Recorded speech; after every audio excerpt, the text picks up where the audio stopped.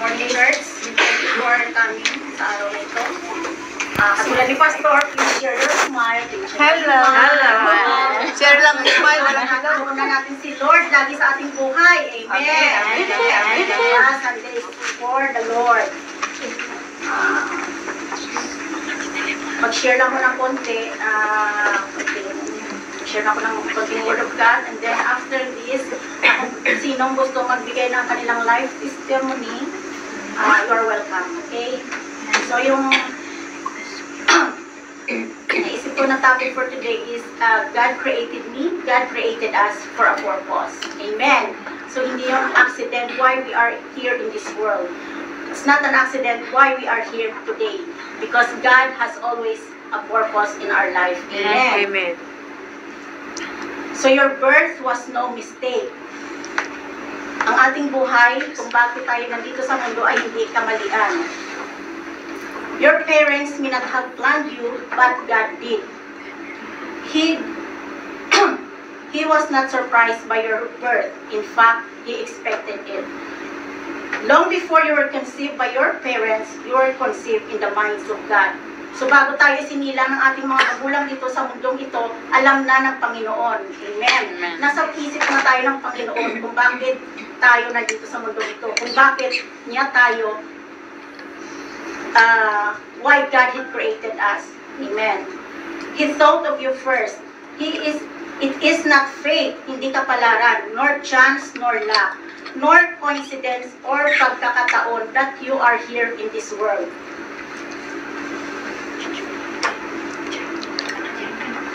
You are alive because God wanted to create you and because God has a purpose on you. Amen. Hallelujah. Sabi nga sa Psalms 138 verse 8, the Lord will fulfill His purpose for me. So lahat tayo, meron tayong purpose. Mayroong layunin ang Panginoon sa buhay ng bawat isa. God made every single detail of your body. He deliberately chose your race, your color of your skin, your hair, and every other. He also determined the natural talents you have possessed and the uniqueness of your personality. Diba? Kaya we are born unique. Nilikha tayo ng Panginoon na may kanya-kanya tayong talento. We have our own unique way. Hindi tayo pwedeng si Sister Anna ay maging si Sister Rose. Diba? Because God created us in His own image and likeness, but in a unique way. And God created us and give us our own spiritual gifts. Diba may kanya-kanya tayong talent. So kung si Sister Anna, magandang voice niya, sa music ministry siya, si Sister Sally, maganda siya mag-pray, nasa ano ba yung ministry? Yung sa intercessory. So kanya-kanya tayong spiritual gift na ipinakaloob ang ating Panginoon. Sabi nga sa Psalms 139:15, you know me inside and out. You know every bone. I know every bone in your body. You know exactly how I live, bit by bit. I was sculpted from nothing into something. So alam ng Panginoon. So kung hindi pa natin kilala ng isa't isa, pero ang Panginoon, kilala niya tayo. Because God made you and me for a reason. He also decided when you would be born and how long you would live. He planned the days of your life in advance, choosing the exact time of your birth and death. So alam ng Panginoon, hindi pa tayo pinanganak, alam niya na kung kailan niya tayo, kailan tayo isisilang sa mundong ito at hanggang kailan lang tayo sa mundong ito. Amen. Si Lord ang may hawak ng buhay natin. Amen. Sabi sa Psalms 139 verse 16, you saw me before I was born and scheduled each day of life before I began to breathe. Every day was recorded in your book. God also planned where you'd born and where you'd live for His purpose. Your race and your nationality are no accident. Most amazing, God decided how you would be born, regardless of your circumstances of your birth or who your parents are. God planned in creating you. He doesn't matter where your parents are good or indifferent. God knew that those two individuals possess exactly the right genetic makeup to create you. You had in His mind. But we are not unplanned by God. Diba meron minsan yung parents natin hindi pa tayo plano na ipagbuntis. Pero alam na yun ng Diyos. Alam na yun ng Panginoon. So there is no unplanned children. Dahil alam na yun ng Panginoon. So ang nakakalungkot, di ba, minsan may mga nabubuntis yung ipalaglag nila, di ba? Hindi yun, kasalanan yun. It's malaking kasalanan yun sa ating Panginoon. Because God purpose took into His account even human error and even sin, di ba? So lahat tayo may plano. So ang buhay natin dito sa mundo ay nakaplano lahat according sa ating Panginoon dahil may plano siya sa ating buhay. Tayo lahat, bago tayo isinilang dito sa mundong ito, nagkaroon na tayo ng kasalanan. Pero sabi sa 1 John 1:9, if we confess our sins, He is faithful and just to forgive us and cleanse us from all unrighteousness. So, bukal sa ating loob, andyan lagi ang Panginoon na tayo ay patatawarin.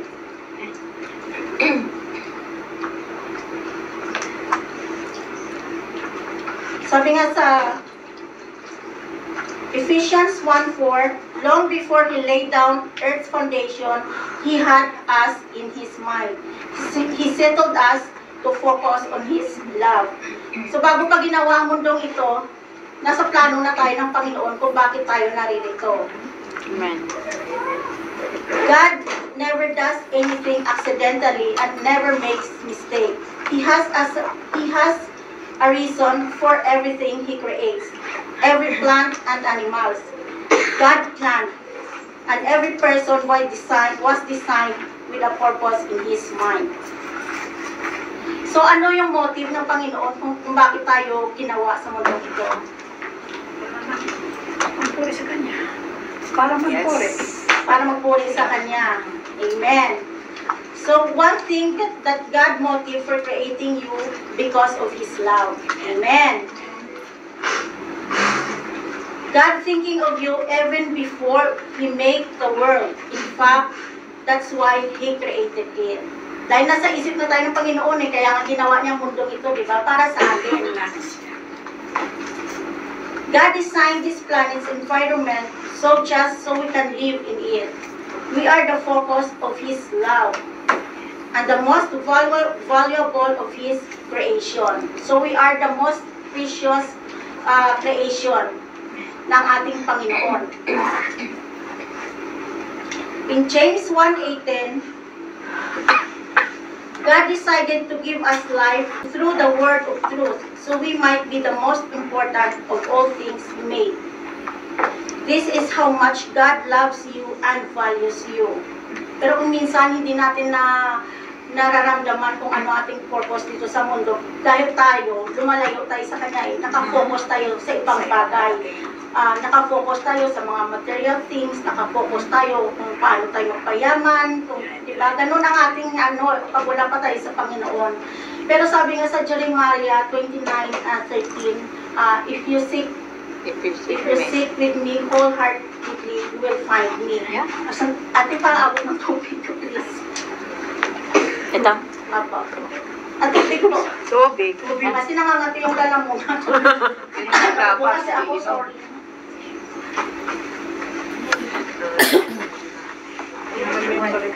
Malamig pa. Dapat mainit. Mapigat masakit. Sa Isaiah 48:18, God formed the earth. He did not create it to be empty, but He formed it to be inhabited. Kaya nga nilikha ang mundong ito, di ba? Dahil hindi ito nilikha ng ating Panginoon na maging empty. That's why He created Adam and Eve. Na tayo ay dito manirahan. Para tayo nandito.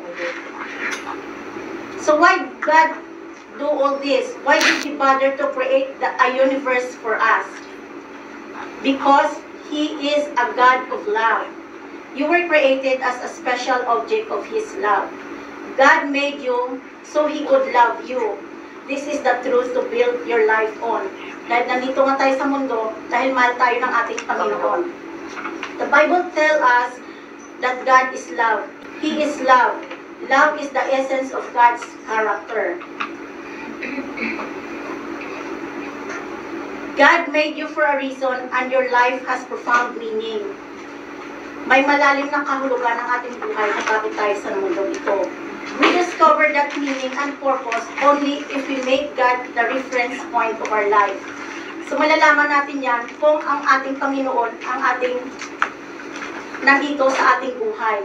Kung isinabuhay natin ang mga katuruan niya. Sabi nga sa Romans 12:3, the only accurate way to understand ourselves is by what God is and what God He does for us. We are created for a purpose, to know God and to make God known. We exist to please God through a relationship with Him in our hearts, minds, and actions by living for Him daily. Diba? Sa Ephesians 2:10, for we are God's masterpiece. He has created us anew in Christ, so we can do good things He planned and for us long ago. Kaya tayo nandito sa mundo, because we are God's masterpiece. Mahal niya tayo, katulad ni Jesus Christ, maging Christ-like. You weren't put on earth to be remembered. You are here to prepare for eternity. Dahil yun ang goal ng ating Panginoon, dahil mahal niya tayo. Nandito tayo sa mundong ito because God prepare us for eternity, na makasama natin siya for eternal life. Diba? Kumbaga, ang buhay natin dito sa mundo is just a test. Kung paano natin isabuhay ang mga salita ng Diyos sa mundong ito para makasama tayo doon sa eternal life, sa heaven. Diba? Napakaganda na makasama natin yung Panginoon. So knowing your purpose prepares you for eternity. Many people spend their life trying to create legacy for themselves. Yet, what motives most is that other doesn't know about their life. To live with God eternally. Diba? Yung iba kasi sa atin, yung gusto lang natin dito sa mundo, yung mga achievements natin, richness natin, yun ang nasa mind natin na makilala tayo sa mundong ito. Pero, hindi natin alam na nandito tayo sa mundo para magawa natin yung mga bagay na gusto sa atin ng Panginoon. Amen? Dahil mahal tayo ng Panginoon kaya nga tayo nandito sa mundong ito dahil mahal niya tayo. Gusto niya maging steward tayo dito sa mundong ito. Sa mga pinamahala niya sa atin ito para gumawa tayo ng mabuti. And in the future, ang ating future ay nandoon sa heaven, to live with Him eternally. So I put a list na kung paano tayo how to live our life with God while we are here on earth. So how to live a life with God habang nandito tayo sa mundong ito. So we must put God first. We must follow Jesus. Amen. We have to serve others by doing good. We share God's word with other people. Ito napakaganda ito, yung to share God's word, di ba? Sa Facebook, syempre nandun tayo, naka-post tayo sa social media, yung sinishare lagi natin, yung mga achievements natin, mga ano. But, di ba, napakaganda yung mag-share tayo ng mga Bible verses. Ako ngayong starting January, di ba, nag-share ako ng daily Bible verses. Kasi, imagine, mag-share ka lang ng Bible verse in just 1 minute, umabot na sa lahat ng sulok ng mundo, di ba? Amen. In just 1 minute, so may nakakabasa doon. So, yung maganda ba minsan na mag-feel mo, what if that person may pinagdadaanan, tapos nabasa niya yung Bible verse na in-share mo, and it changed his life, di ba? Napakaganda. Pero syempre, lahat naman, kung ano mga na-share natin ng mga Bible verses, it's not for sharing lang, kundi isabuhay din natin. Amen.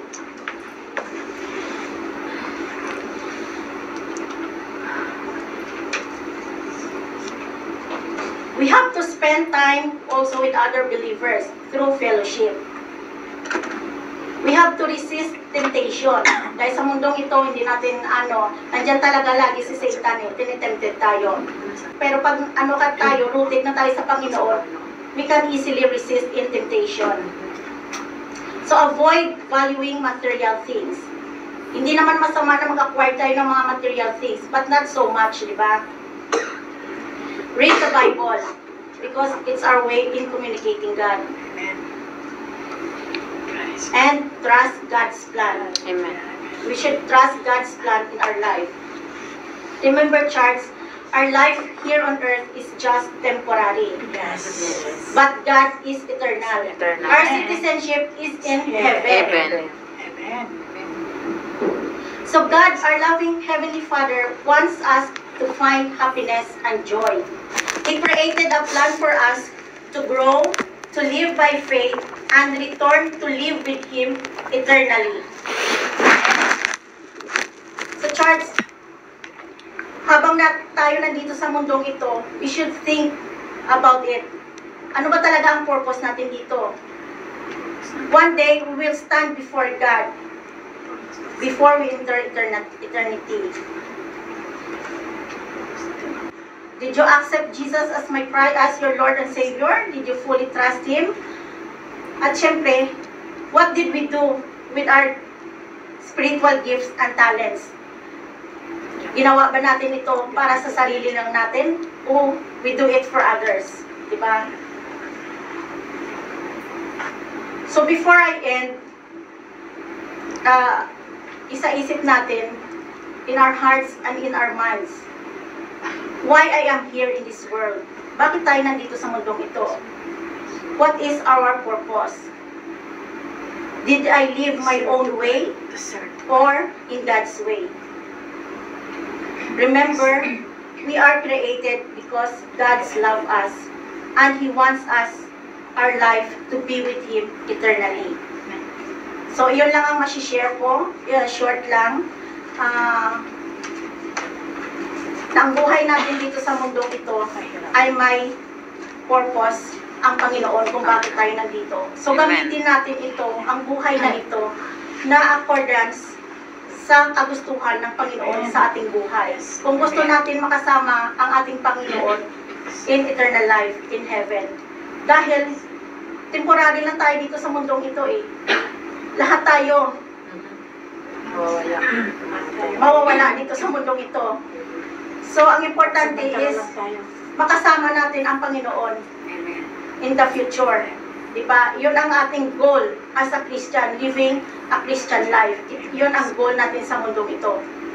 Na makasama ang Panginoon at gumawa ng kabutihan while we are here on this world. Nandito tayo sa mundong ito. So, yun lang ang aking may share.